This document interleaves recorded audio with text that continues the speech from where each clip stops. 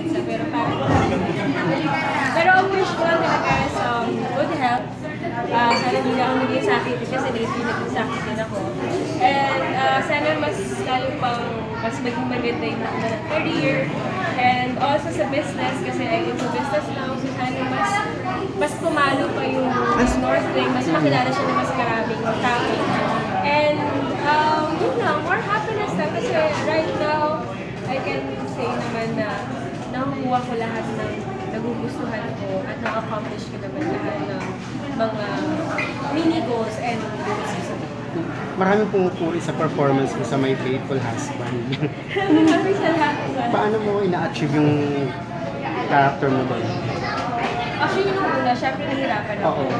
Kasi it's my first time to be in love with someone na hindi kami magkakaroon ng anything. And ayun, parang involved ako sa... Parang ako yung may alam kasi, all along, di ba, si Emma, wala siyang alam. Pero ako, parang, I will talk to him, pero ayun, nabuking din, dahil sa akin. So, good. Tinutulungan ako ni Dirk, Joyce, tsaka yung mga co-actors ko, kung ano po yung mga pwede kong gawin with my character and business ko.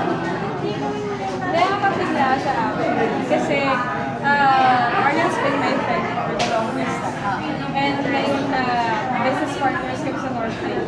As in, napaka-lubi ko eh. Wala talaga ako alam about business. Alam ko lang siya, ako yung nag-post sa Northfield. So yun yung mga nagagawa ko kasi ginagawa ko yung mga pero on the business side, like every day, I have to be here, opening and closing the soul, the ins and outs of the products. So talagang napaka-hands-on.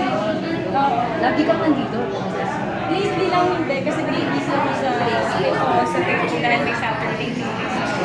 Pero, I see to it na talagang kahit everyday nandito ako, parang nakikita, ay hindi na ako nagatutunan ko.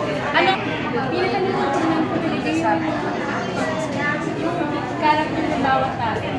Kasi tayo, naging customer din ako once, diba? Before ako naging business woman.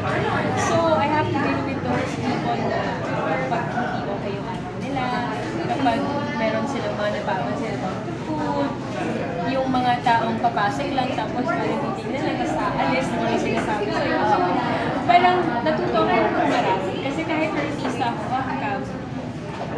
normal ako eh. Hindi ako yung parang, hindi ako ma-showbiz talaga. So dito talaga, humahanap ako sa mga tao. And with the help of Arian, si Arian kasi sa iyo siya about this.